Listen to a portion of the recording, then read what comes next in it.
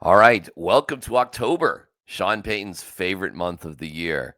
It's time for DMac SMaK, and we'll get into CU. And I'm wearing my CU stuff here, so I can also apologize to BYU. We'll hear what Prime had to say in that department and who's going to pay all that money. Well, we'll get to that coming up. Also, baseball playoffs underway. Does anybody pay attention? And the Broncos and Eagles by the numbers. What are they going to do with the tush push? Plus, Vic Fangio. He doesn't like certain balls. Details on the way. We're brought to you by Journey Spice, and you can use this QR code right here, and you can save yourself 50% or 10%. Sorry, not 50%, 10%. Sorry, Andon and Rosa. 10% at Amazon.com using the code GETSPICY. I love Journey Spice. They're the absolute best on every single meal you can imagine. Breakfast, lunch, and dinner, whatever it is, it goes better with Journey Spice. We love you. We love Journey Spice almost as we love 63 is eligible. It's Journey Spice for the win. More on Journey Spice in a little bit as we get to the Broncos by the numbers. Okay, offense and defense. Let's take a peek at it. And when we look at the Eagles, it's intimidating. It really is. We'll start with the offense first. And you can see that the Eagles are good at everything. It's funny, like the Bengals were bad at everything. The Eagles are basically good at everything. Points per game, 27, 7th in the league. Rushing yards, I guess they're a little mid there, 113. Maybe that's interesting with Saquon Barkley. We can dig into that. Passing yards, maybe they're not great at everything. 31st in the league. So how are they beating everybody? Well, they've thrown no interceptions. They've only lost one fumble. They only have one giveaway, and they're +4. They grind teams out. 4th in turnover margin at +4. 7th in time of possession. They don't give the ball away. They're great on third down, 8th in the league, and they're first in the red zone. And perhaps that's all because of the tush push. But they've had a lot of really close games. So that is true too. And offensively, it's not necessarily a juggernaut. And when you look at what the Eagles have done in terms of their games, you're like, well, wait a second. Are they really that good? The answer is sort of. They're sort of that good.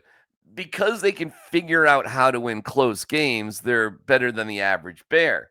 They've beaten the Cowboys 21 to, hold on, I'll get that there for a second. Sorry about that. They've beaten the Cowboys 24 to 20. They've beaten the Chiefs 20 to 17. They've beaten the Rams 33-26, and they've beaten the Bucks, which they got lucky with, 31 to 25. All one-score games. And you can see offensively, they do enough to get by. Points per game, they are 7th in the league at 27 points per game. So they get that by.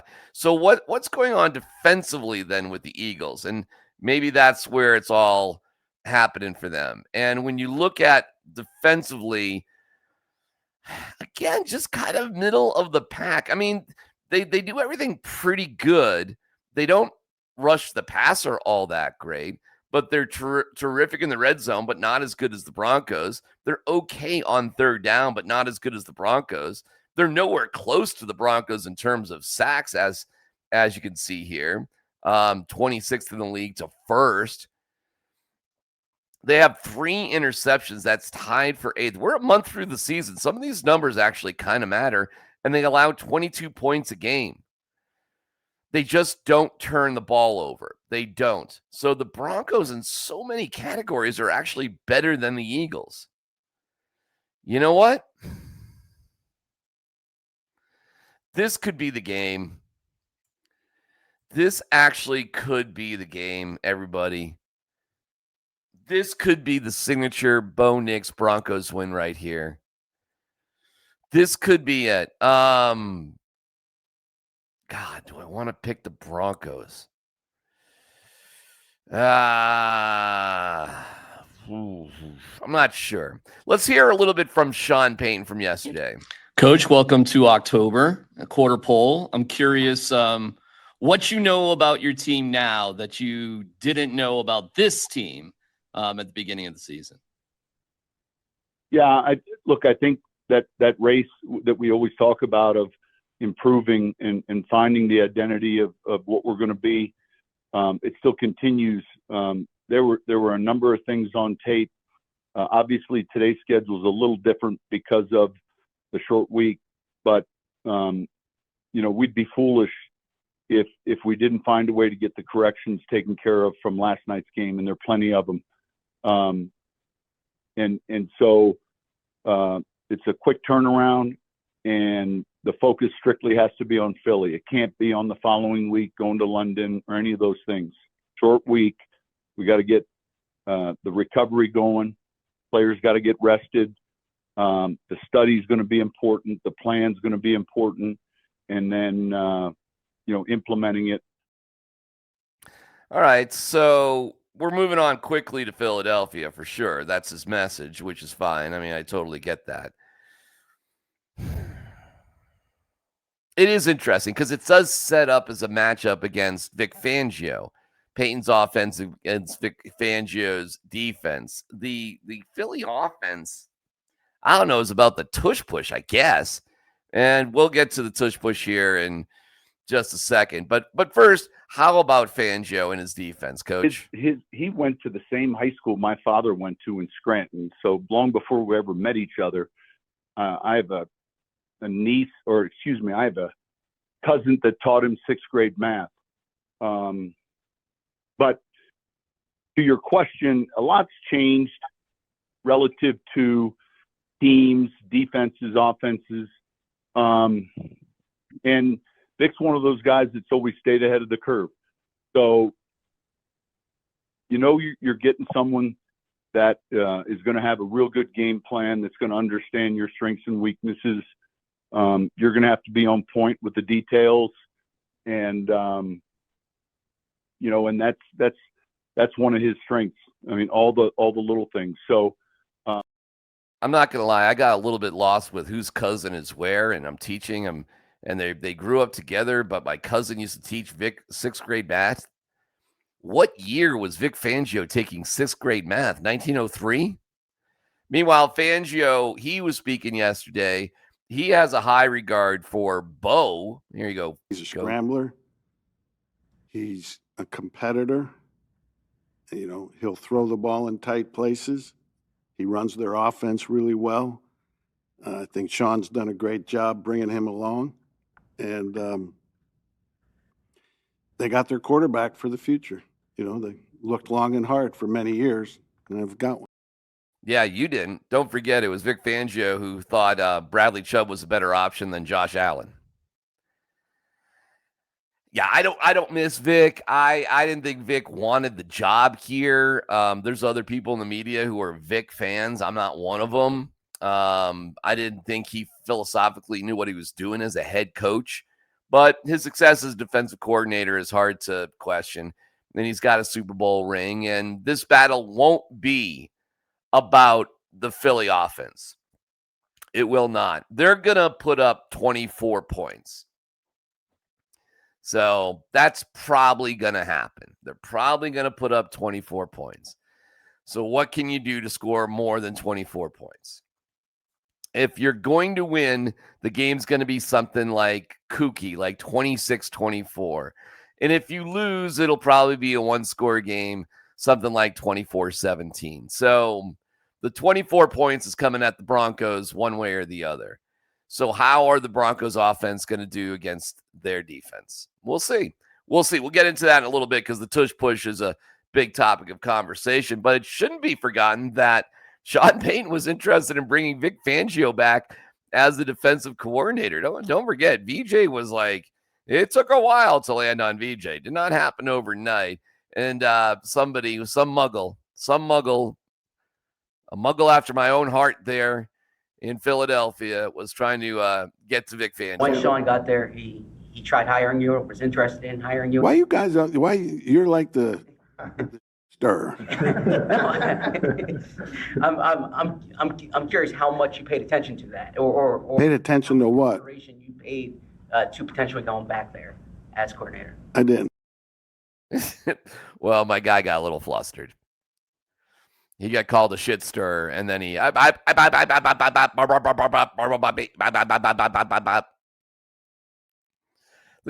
question is, how much consideration did you give to going back and being the defensive coordinator of the Broncos? That's all you had to say. He was off to a great start, stirring the shit, and then he. When Sean got there, he tried hiring you, or was interested in hiring you. Why you guys? Why you're like the stir? I'm curious how much you paid attention to that. How much you paid attention to, my brother. You got off to a good shit-stirring start, and then you got flustered. Sorry, my friend. Speaking of Philadelphia, here's DJ Jones talking about the Philly. Listen, exactly what our head coach said to us and what he just told you. Lock in. I mean, this is nothing to think about from last night. There's no need to worry about the future in London. It's a good team we're about to play. The champs, if you want to call them that. But yeah, I mean, it's right in front of us. I love it. The champs, if you want to call them that. What else would you call them? If you want to call them the champs. I mean, we don't have to call them the champs, but I mean, if you want to, I suppose. I mean, they're okay.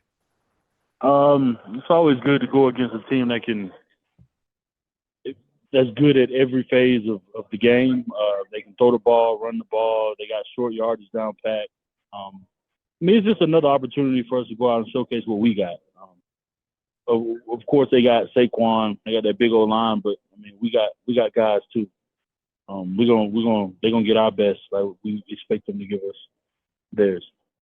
I'm feeling better and better about this game. That we do look at the numbers. We look at the one-score games. The Eagles have just barely survived.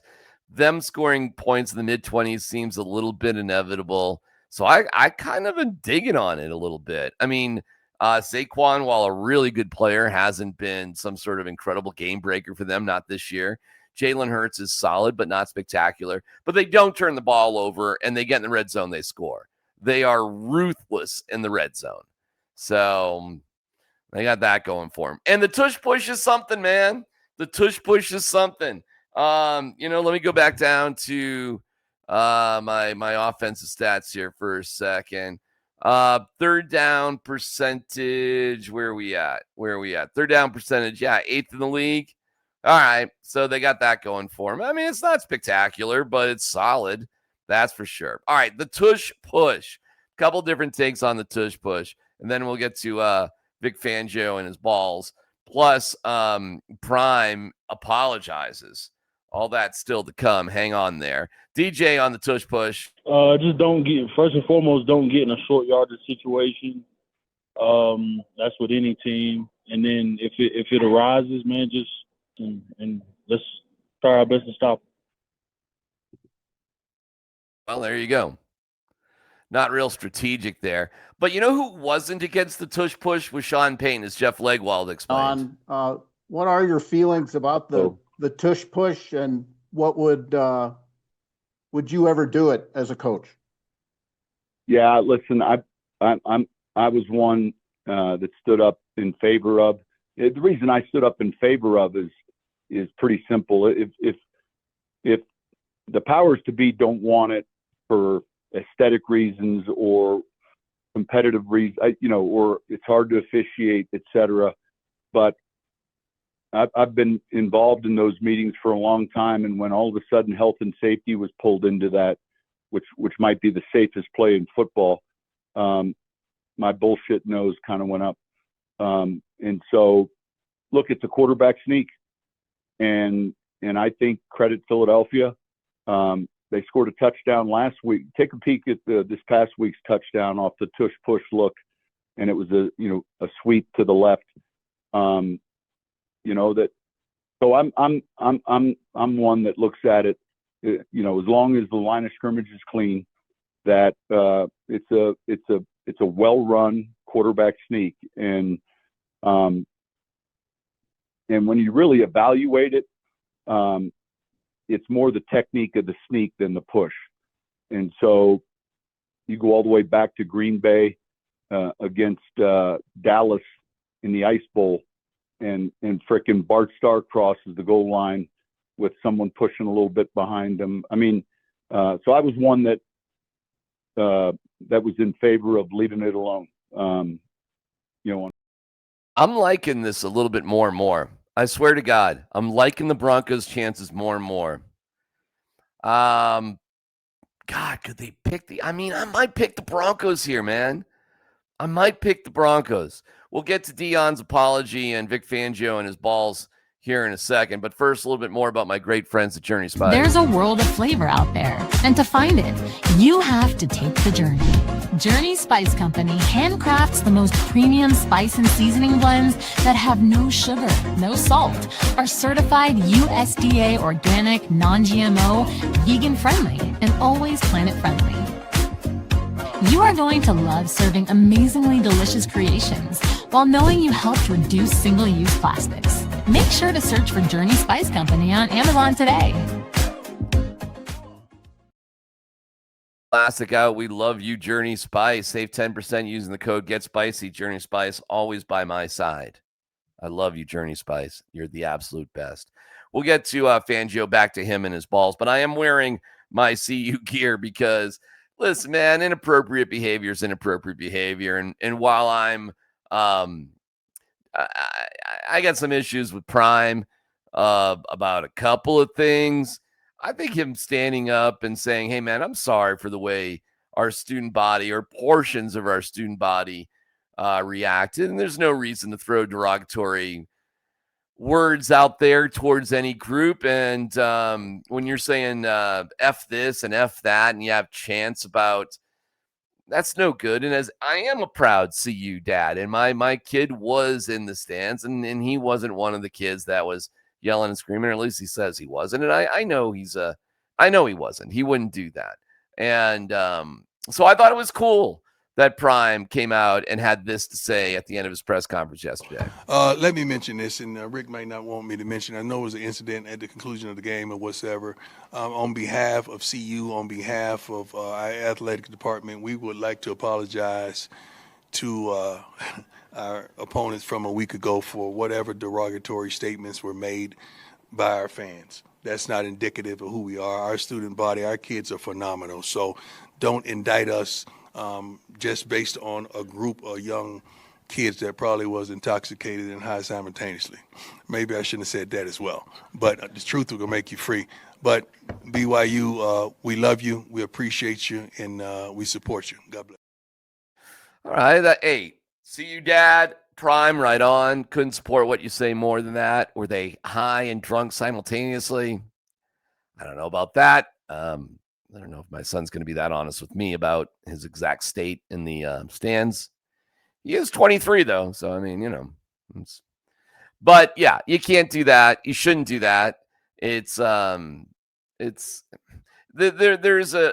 a line between what's okay and acceptable in sports in terms of the crowd behavior and what's not. And sometimes you don't know what that line is until you cross it. But what the CU student body is accused of and what they did is clearly not acceptable. It's not. And I'm glad Prime apologized.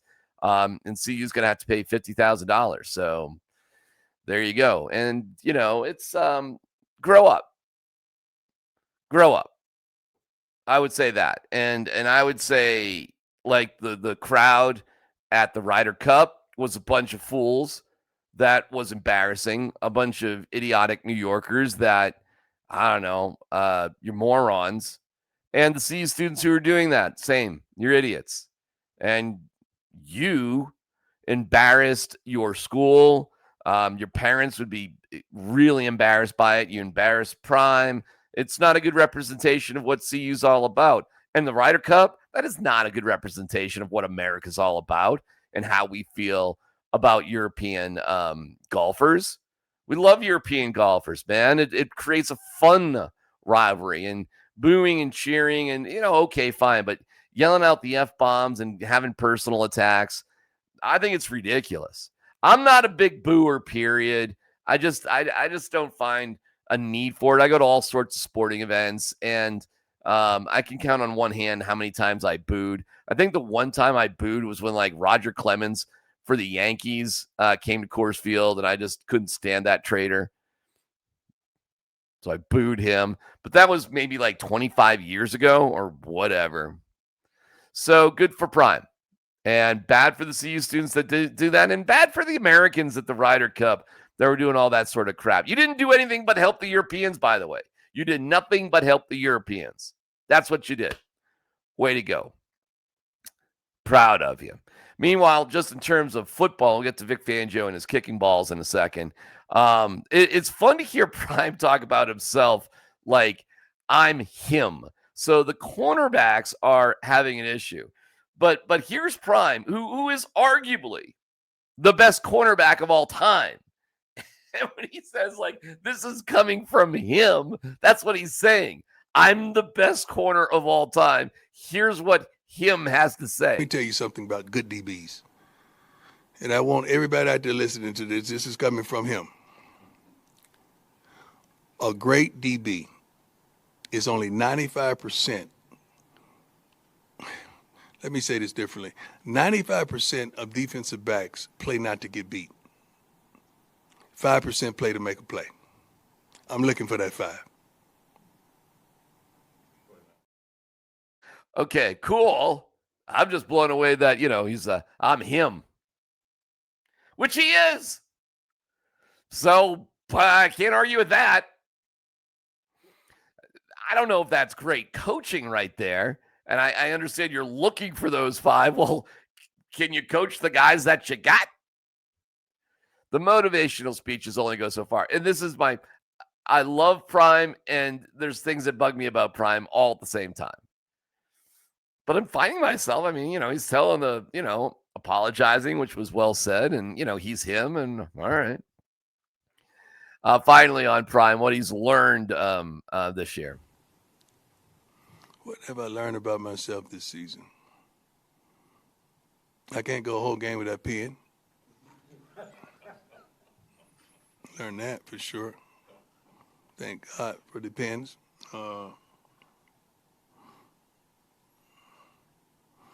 And to get more, you got to give more. You got to apply yourself more to get more. And just because you are applying yourself and giving, don't expect what you give. Sometimes you got to look at things and say it is what it is and turn the page and let's go to the next chapter. I learned that. Okay. Well, I actually think he gets me. That's pretty well said. And I can support that too. Prime, okay. Best of luck against TCU. Game Saturday at 5:30. And Sko Buffs. Sko Buffs. At the end of the day, no matter what, Sko Buffs. No doubt about it. I'm proud to be a CU dad. Proud of ASU as well. My older son. I've already spent that money though. All right, Vic Fangio has an issue with balls. So it's always just fun to hear Vic Fangio talking about balls. I guess this is just, 8th grade humor. But here we go. Vic Fangio talking about balls. These kicking balls that they changed this year have drastically changed the kicking game. Field goals in particular. So it's almost like they need an asterisk here, like it was the live ball era, or the asterisk for those home runs Bonds and Sosa and McGuire were hitting.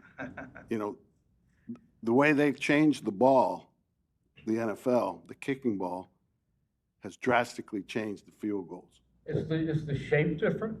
No, the kicking balls, and you can ask Clay about it when he gets in here, but in years past, the officials would rub them down, or other people would rub them down, and you play with them. Now the balls are in-house all week, and they kick those balls that they've had, and nobody else touches them. I mean, the guy in Dallas is going to hit a 70-plus yarder this year. You can just book it. Does it change the way you call? Yeah, I mean, who thought they would hit a 65-yarder the other day? So It's drastically changed the game, the kicking game and the field goal. Guys have longer range than they used to. So Vic Fangio said they're rubbing down balls to play with them. He literally said they're rubbing down balls to play with them. I'm sorry. I'm like a child. On a more serious note, he is pointing out some specific reasons why there's been more success, and he's right about that. Aside from the fact he said they're rubbing balls down to play with them. So it's an interesting point that is different as well. That's helping the kickers. Like, there's a lot of things that are helping the kickers.